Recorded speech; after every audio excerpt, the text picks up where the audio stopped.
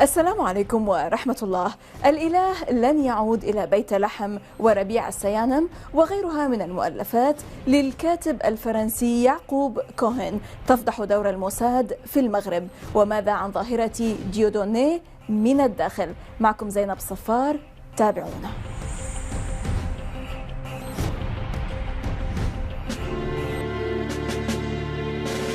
من أبرز المفكرين اليهود المناهضين للحركة الصهيونية في العصر الحديث الذين يسعون إلى التفريق بين اليهودية كديانة والصهيونية كإيديولوجيا وحركة عنصرية لا إنسانية هو يعقوب كوهين، الكاتب والمفكر المغربي من مكناس الذي هاجر إلى فرنسا وحصل على جنسيتها واستقر في باريس متفرغا للكتابة، حيث لديه عدد من الروايات والمؤلفات والعديد من المقالات التي ينشرها على مدونته الإلكترونية وفي وسائل التواصل الاجتماعي، وهو عضو في الاتحاد اليهودي الفرنسي من أجل السلام.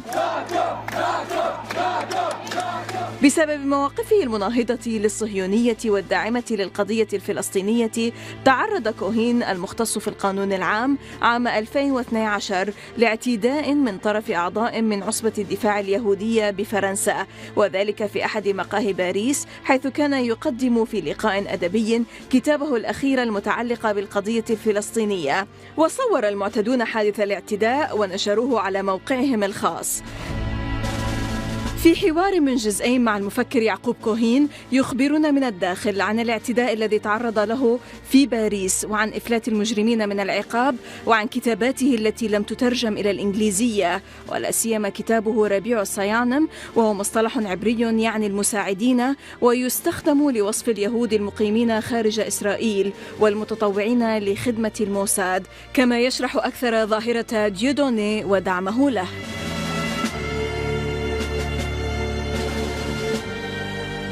Jacob Cohen, Franco-Moroccan citizen, anti-Zionist writer. Welcome to the Insight, sir. Thank you. You're most welcome, sir.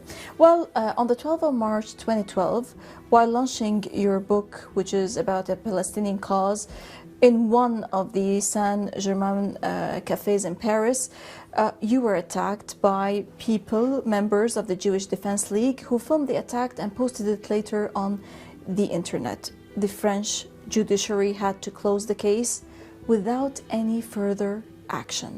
Why? Cela démontre déjà la soumission du gouvernement français et des institutions de la France au sionisme ou au judéo-sionisme. C'est-à-dire qu'ici, en France, toutes les institutions, la police, la justice, l'économie, le cinéma, les médias, fonctionnent selon un critère assez simple et véridique, c'est-à-dire qu'on ne fait pas de la peine aux intérêts des judéo-sionistes et d'Israël. Et donc, en fait, tout ce que fait la Ligue de défense juive n'est jamais poursuivi par la justice, parce que ce sont des juifs, des sionistes, et donc ils sont protégés par le système. Maintenant, par exemple, ce qui m'est arrivé, si le 10e seulement était arrivé à un juif, le 100e, la même semaine, il y a un juif de 18 ans qui a été insulté dans un train, insulté seulement. Le président de la République, le Premier ministre ont dit qu'il fallait absolument retrouver le coupable, que c'était inadmissible, que quand on touchait à un juif, c'est la République en entier qui est touchée.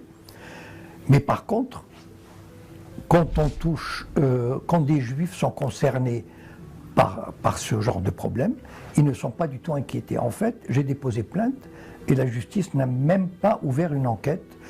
Elle a fermé le dossier sans rien dire, alors que c'était très grave.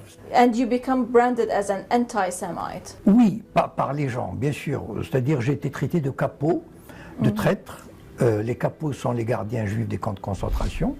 Et aussi d'antisémite, oui. Ça, c'est assez classique, oui. Et donc, en fait, ça montre tout simplement que les juifs sont intouchables. Ici, enfin, les juifs, pas moi, parce que moi je ne suis pas dans le camp du bien. Donc en fait, moi j'appartiens au camp des mauvais, donc des antisionistes, et donc tout ce qui peut m'arriver n'est pas protégé, je ne suis pas protégé par la justice, par la police, et donc il y a une espèce d'impunité qui touche les organisations judéo-sionistes. Yes, following the attack on Charlie Hebdo, the media narrative has been dominated by both emotional and political reactions, but not based on objective analysis. You have a special take on that, please. C'est-à-dire, d'abord, bon, on ne saura jamais qui a lancé les attaques, c'est-à-dire qui était derrière les attaques. Et donc, en fait, le but de ces attaques, c'est de créer une émotion, un phénomène de sidération de la population. On s'est dit, on a attaqué la liberté de la presse, on a attaqué des représentants de la liberté, et donc, en fait, on a créé, au lieu de chercher les causes réelles, pourquoi ça s'est passé, comment ça s'est passé, pourquoi ça s'est passé, en fait, on a établi une vérité, et on a dit, voilà, c'est la liberté de la presse qui est attaquée. Pourquoi? Parce que Charlie Hebdo avait osé attaquer le prophète Mahomet. En fait, c'est pour ça, parce qu'ils ont publié les caricatures du prophète Mahomet. Mais ici, en France, on peut critiquer l'islam, on peut critiquer le catholicisme, mais on ne peut pas critiquer les juifs. Par exemple, Charlie Hebdo, pour vous donner une idée du double langage, Charlie Hebdo, il y avait un des fondateurs de Charlie Hebdo, qui s'appelle Siné, et qui avait juste dit, quand le fils de Sarkozy s'était marié avec une juive, il s'était converti au judaïsme. Et il a juste dit, il ira loin ce petit. Il a été licencié. C'est pour juste montrer que, soi-disant, Charlie Hebdo qui protège les libertés, qui défend la liberté, etc., c'est pas vrai. C'est-à-dire, en fait, il y a des libertés qu'on défend, c'est-à-dire la liberté de critiquer, même à outrance, l'islam et les musulmans, mais il y a un camp qu'on ne doit jamais attaquer, c'est les juifs, c'est les judéo-sionistes. So it's a kind of double standards. In this course, you said, sir, that it is one of the ploys of the Judeo-Zionist conviction to create confusion. The slogan, Muslim Islamist terrorist, allows them to instill the idea that Muslims in France will never be able to either evolve or integrate. Their ideal is to render the Muslims undesirable, incompatible, and to drive the majority out of France. Don't you think here, sir, that this was one of the main reasons behind the recent events that took place on Friday the 13th in November, the atrocious events in Bataclan? Oui, bien sûr. En fait, ce qui s'est passé au Bataclan, c'est un peu l'apothéose, si on veut, c'est-à-dire le sommet de cette politique. Mais en fait, cette politique remonte aux années 80. Si vous permettez que je fasse un petit historique, en 1983, les jeunes beurs, c'est-à-dire les Français d'origine maghrébine, laïcs, intégrés, ils ont fait une marche qui avait réuni 100 000 jeunes. Et c'est ce qu'on avait appelé la marche des beurs, parce qu'ils demandaient leur intégration à la République. Quelle a été la réponse du gouvernement? Du gouvernement, c'est-à-dire aux ordres du CRIF, c'est-à-dire aux ordres des judéo-sionistes. Ils ont créé SOS Racisme, c'est-à-dire une organisation qui dépend de l'Union des étudiants juifs de France, et qui a fait en sorte que les musulmans ne puissent pas acquérir leurs droits et agir comme une minorité. Pourquoi? Parce que c'est l'époque où déjà, dès les années 80, on a commencé à sortir la Shoah, à interdire toute critique de l'histoire de la Shoah, et aussi où Israël avait était en première intifada, la première intifada, et donc ils ont décidé de frapper un grand coup partout en Europe, et donc d'empêcher les musulmans de s'exprimer et d'occuper leur place. Parce qu'ils avaient peur, ils ont peur toujours, que ces musulmans occupent des places dans les médias, dans la politique, et dirigent la politique de la France loin d'Israël, loin des États-Unis, et vers le monde arabe et vers la Palestine. Et ils ne voulaient pas de ça. Et donc il fallait absolument maintenir les musulmans dans un état de soumission. Il faut que les musulmans rasent les murs. Il ne faut pas qu'ils soient fiers de porter un foulard, par exemple. C'est interdit à l'école. Et même maintenant, pas seulement à l'école. Il y a des entreprises privées qui l'interdisent, alors que ce n'est pas la loi. Et donc, en fait, c'est toute une politique qui est dirigée, encore une fois, par les judéo-sionistes qui ne veulent pas voir les musulmans occuper la place qui leur revient dans cette société. C'est très important de comprendre ça. Évidemment, cela ne paraît pas, mais quand on connaît l'action des Sayanim, c'est-à-dire, il y a des milliers de juifs sionistes, comme dans chaque pays, qui travaillent en direct, avec le Mossad directement. Et donc, ces Sayanim qui sont dans les médias, dans le gouvernement, dans tous les ministères, dans la publicité, ils font en sorte de guider la politique de la France dans un sens. Et ce sens-là, c'est de soumettre les musulmans. Et d'ailleurs, c'est ce qui se passe.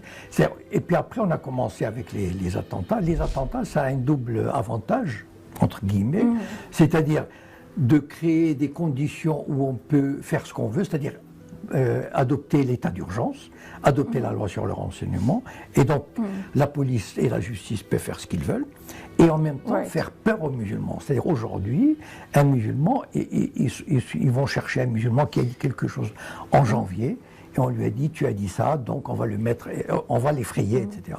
Right. Mr. Jacob Cohen, we're going to detail about the issue of the Sayanim and your book in particular, the Sayanim Spring, but in the next episode, next episode with you next week. And we have to stop now for a short break, and then later on, after the break, we'll talk a bit more about why the French are turning into jihad. Okay. After the break, sir. Oh, sure. إذا فاصل قصير ونعود، لا تذهبوا بعيدا.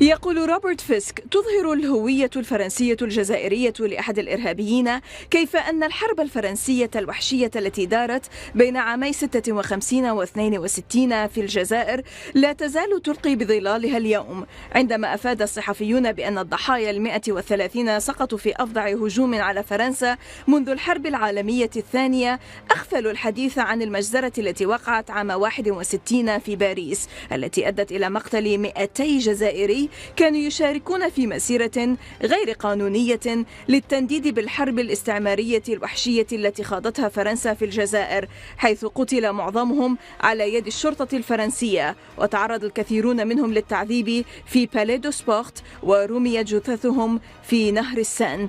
آنذاك لم تعترف فرنسا سوى بمقتل 40 شخصا. فضلا عن ذلك، كان الأخوان اللذان نفذا الهجوم على شارلي هبدو من أصل جزائري وينتميان إلى المجتمع الجزائري الذي يعيش في فرنسا، والذي يضم أكثر من 5 ملايين شخص، ويرى معظمهم أن الحرب الجزائرية لم تنتهي بعد. المفكر المغربي الفرنسي يعقوب كوهين يشرح تبعات كل هذه الأحداث على المجتمع الجزائري في فرنسا اليوم.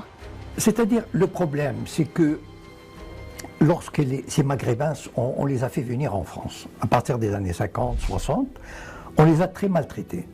C'est-à-dire, ils ont habité dans des bidonvilles, on ne leur a pas permis de faire venir leur famille, et quand ils allaient faire les papiers, on les harcelait, on les insultait, et donc ils étaient considérés comme des citoyens de seconde zone. Jamais la France n'a fait l'effort de considérer ces citoyens, même leurs enfants, comme des citoyens ordinaires, normaux, comme tout le monde.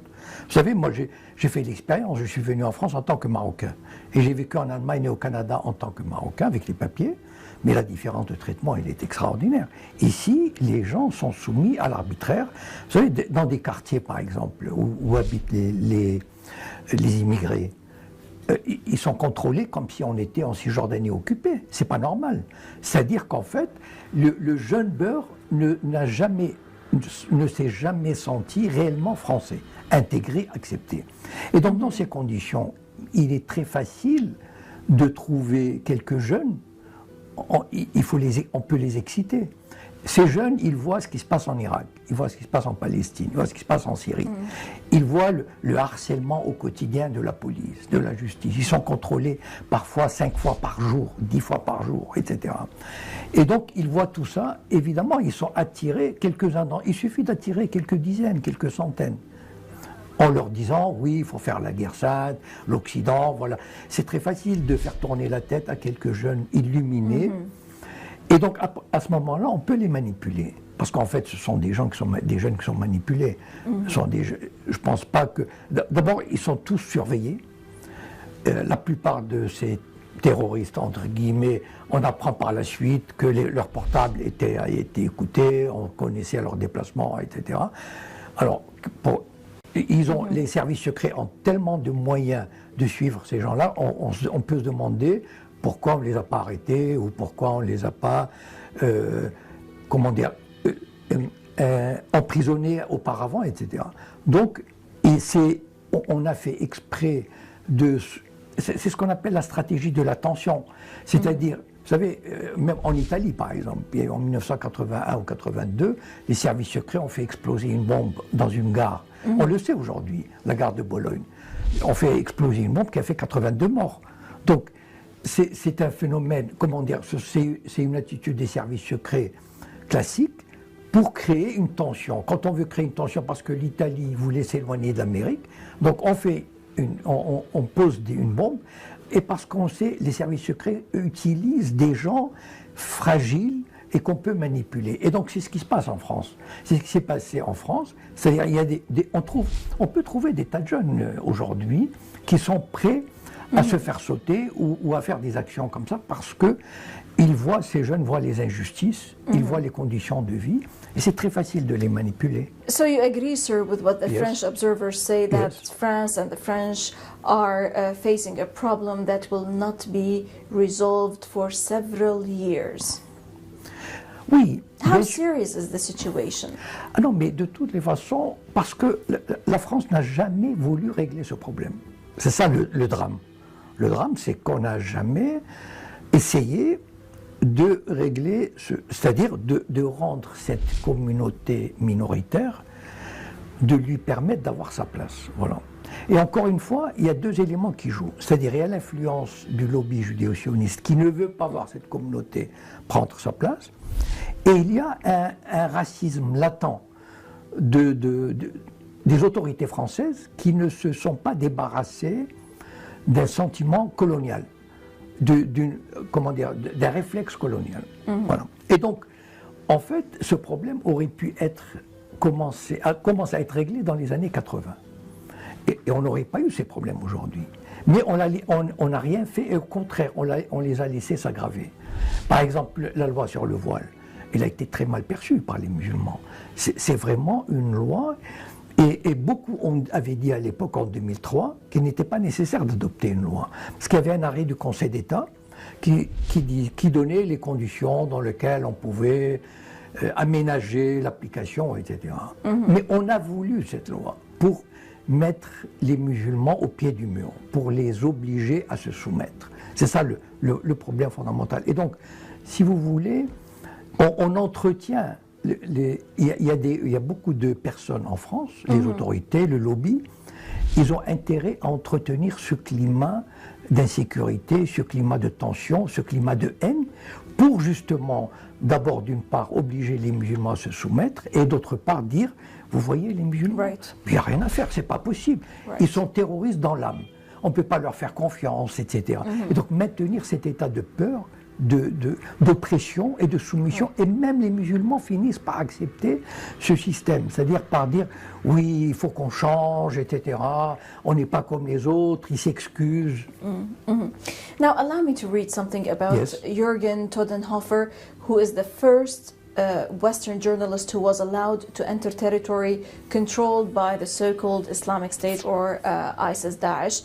A year ago, he spent 10 days among the terrorists, also visiting Raqqa, which is the capital of the self-proclaimed caliphate. He met people from Russia's Caucasus, but also from Germany, from France, from Belgium, from Britain. And of course, he asked all of them why they had come there. And he said that he had the impression that all the Muslims who joined ISIS used to be completely unimportant in their countries. They were alienated and were not accepted there and were considered second-class citizens. How could this be confronted by the governments in the West, Jacob? Parce que, en fait, j'ai expliqué que la situation de beaucoup de musulmans était dans une situation d'oppression et de soumission. Bon. Et en fait, le gouvernement a besoin... Ce qu'il faut comprendre, c'est que les gouvernements ne sont pas tous... Enfin, leur objectif n'est pas de chercher toujours la paix, la justice et l'égalité. Il faut pas... Ça, c'est ce qu'on raconte aux enfants. C'est les contes de Noël. Les gouvernements, ils sont là pour mener une politique qui sert des intérêts particuliers. Donc des intérêts, par exemple, de l'Occident, de créer des chocs de civilisation, de dominer les Arabes, de susciter la division chez les Arabes, etc. Donc c'est ça le but des gouvernements. Ils ne vont pas le dire, bien sûr. Les gouvernements disent nous voulons la démocratie, la paix, la justice, etc. Mais en fait, ils font exactement le contraire. Et donc le but de tout gouvernement, surtout aujourd'hui en France et d'Amérique, etc., c'est de créer le maximum de conflits, de divisions et de tensions. Et donc il faut partir de ce point de vue-là. C'est-à-dire qu'en fait, c'est une stratégie mûrement réfléchie. Vous savez, la division de la Syrie a été décidée dans les années 90 dans les centres stratégiques israéliens. À l'époque déjà, on parlait qu'il fallait diviser les nations comme l'Irak et la Syrie en parties ethniques. Donc c'est quelque chose qui a déjà été décidé depuis longtemps. Et il fallait la mettre en œuvre. Et donc, en fait, on finit par créer des organisations comme ISIS, etc. Et après, c'est très facile de rencontrer des gens, enfin, vraiment de manipuler des gens qui sont au chômage, qui sont mal dans leur peau, qui ont 20 ans, 22 ans, on leur promet l'aventure, on leur promet je ne sais pas quoi. Donc ça, c'est un problème presque secondaire pour des services secrets qui ont des moyens, etc. C'est presque trop facile. Right. Allow me to ask you one last question, but quickly, if I may. Georges Brahim Abdallah is a political prisoner in France since 1984 for 31 years now, and a spokesperson for the international campaign for the release of Georges Abdallah said France is openly telling us that as long as there is an atmosphere of terrorist crimes in France after Charlie Hebdo, it is impossible to free Abdallah. What's the connection? C'est le prétexte idéal. C'est-à-dire qu'en fait, avant les attentats de Charlie Hebdo, il y a eu plusieurs demandes qui ont été déposées. Et Georges Brahim Abdallah aurait dû être, toutes les conditions juridiques étaient remplies pour qu'il soit libéré. Donc on n'a pas voulu le faire, pour des raisons, voilà. Mais comment dire, les attentats viennent comme, enfin, on a un bon prétexte. C'est-à-dire, on dit, on ne peut pas libérer un terroriste. Donc en fait, c'est juste, on a saisi un prétexte. Il n'y a aucun lien entre les attentats et la libération de Georges Brahim. Il n'y a aucun lien. En principe, il ne devrait pas y avoir de lien. Mais pour le gouvernement, il trouve une justification. Ça tombe très bien. Parce que bon, avant, il avait du mal à justifier de garder Georges Brahim Abdallah en prison. Il n'y a rien qui justifie. Mais les attentats lui ont donné une très bonne raison. Right, Mr. Jacob Cohen, Franco-Moroccan anti-Zionist writer, many thanks indeed for joining us. And you'll be joining us next week also for another episode to focus on your writings and books. Sure. You're most welcome, sir. إذا لقاء جديد في الأسبوع المقبل مع الجزء الثاني من هذا اللقاء مع الكاتب الفرنسي يعقوب كوهين من كل فريق عمل من الداخل من كل الميادين من العاصمة الفرنسية باريس. السلام عليكم ورحمة الله.